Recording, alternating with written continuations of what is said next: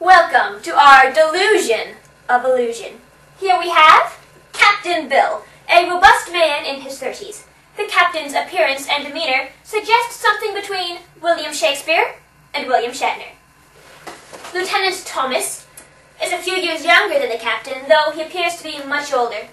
The lieutenant has a worn, haggard appearance and a slumped posture. He is a weak-willed man, long accustomed to yielding to the captain's wishes, though he begins to wonder whether this may have been a mistake. He has been on the verge of a nervous breakdown for several years. Verlaine, the captain's teenage sister, like her brother, is dramatic, aggressive, and slightly insane. She aspires to be more like a Shakespearean villain and is obsessed with supervillain fashion and pop culture.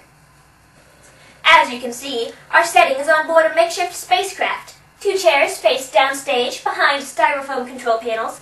The interior of the ship seems to be made out of semi-crushed recyclable materials and old kitchen appliances. There is a cardboard bathtub stage left. The stage is dark. Verlaine stands alone on her moon base, stage right, illumined by a single spotlight. Like soon, my evil plan shall be complete! My brother and his neighbor can't compete with my fell army of hair-curling goons! So Earth should be drawn hither to the moon. How now, girlfriend? Glad you called. Oh, what's that? Oh, sorry, I'm on my moon base now. Reception's none too good. Nay, fear not. Methinks mine army of robotic hair-curlers be almost finished distorting... Man, like forsooth, did I not tell thee yet? Thou knowst the line on which the Earth doth move when sailing o'er her planetary path? Oh, surely now, you know. The little line. You see it oft in mobiles and displays. In drawings, too. All planets have a line. Without a line, an orbit comes to naught but aimless rambling through outer space.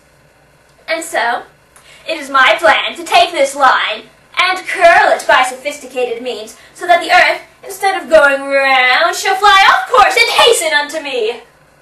Well, don't you see?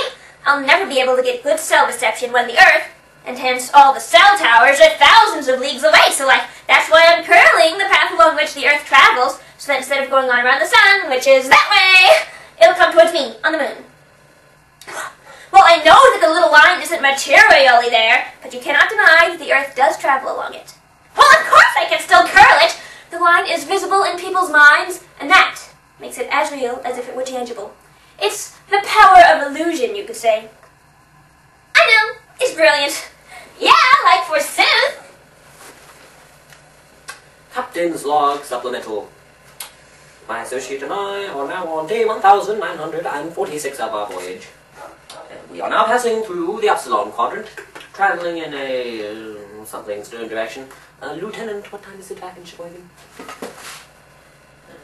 About 2:30 in the morning. And right now we should be traveling east. I can't believe you eat that stuff dry. I am not eating it dry. With my new handy-dandy wireless faucet, we can have fresh, dehydrated water anytime, anywhere.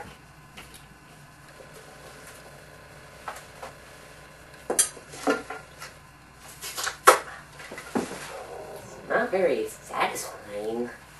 You know we can't have real water in space. It's too heavy. It weighs down the ship. I hate to complain, Bill, Captain, but we've been wandering aimlessly through outer space for months now and have seen absolutely no sign that we're approaching the end of it. Have you so little faith in our mission, Lieutenant?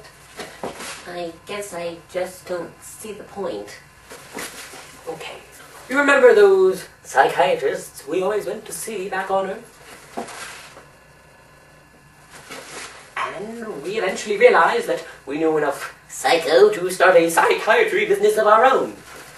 Only nobody came to see us. That's why we need to create a demand. I still don't see how finding the end of the universe... Well, don't you see? As long as people believe that the universe is infinite, they can go about their merry lives. But once we prove that somewhere out there has an end to it all, people will feel trapped, hemmed in, claustrophobic, and they will all come flocking to us for psychiatric counseling. But how do we know there even is an end? How now, boys? Elaine! How did you get aboard my ship? I thought Mom told you to stay on your evil moon base. Like, excuse me, Lieutenant, like I'm not actually aboard your ship. This is just a hologram. An illusion. Anyway, like, I just thought I'd let you know that you need not worry about returning to Earth because it shan't be there. Even as we speak, my legion of hair curlers is distorting the planet's orbital path. Your entire planet will be sent careening towards the moon, and with you being so far from home, there's nothing at all you can do about it! You can't just shove the Earth into the moon. The moon orbits around the Earth, and wherever the Earth goes, the moon goes. You underestimate the mega holding power of my hairspray! That moon's not going anywhere. So that's why the moon doesn't have an ozone. Placing the Earth in such close vicinity to the moon could cause a global disaster, while the gravitational effects upon the oceans alone could be devastating. Not to mention that overexposure to the moon has often been supposed to cause lunacy. Lieutenant! This could make our fortune! Guess again, brother. With the moon that close, everyone will be insane. And when everyone's insane, there's no one left to tell them they need help. If I'm lucky, maybe someone will even be insane enough to give me unlimited free texting on my phone plan! Who does she plan on calling? Did you hear that? It's the end of the world! It's the end of the world! And how do you feel about that? Courage, Lieutenant. Look, there's a planet coming up on the horizon. We get a horizon? In space? Well, what do you know? It looks like Earth. I say, I do believe it is Earth. Earth? That's impossible. Even if we had turned around, it would have taken us another 1,946 days to get back. How did we reach Earth from traveling in an east-western direction? The same way Columbus did. Our quest is at an end, I fear, Lieutenant. Despite all probability, it would appear that space is indeed round. Well, now that we're back, maybe there's something we can do. Do? About the end of the world? Oh, right. Save the whales! Oh, what about the people? Whales first! Take the helm, Lieutenant. I'll go fill that tub with water. Our bathtub is cardboard and our water is make-believe. It won't save any whales.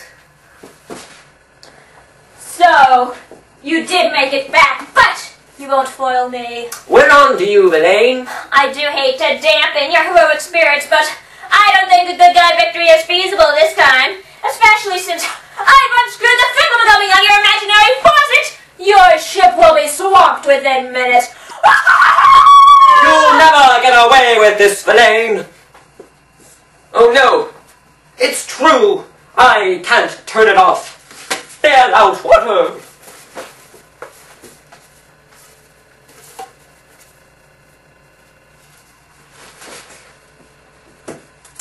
It's no good.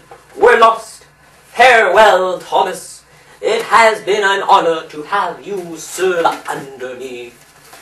Oh, wait. Surely there's something we can do. Of course, the airlock.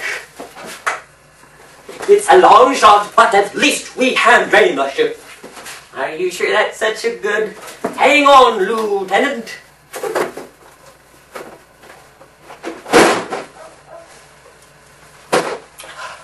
It worked! I'm a genius! And somehow we're still breathing. More than that, look! The liquid ejected from the ship is straightening the pattern of the Earth. Of course, the moisture weighs down the curls and returns them to their original shape. No! Alas, mine evil plan! Whither went I wrong? Not bad for imaginary water.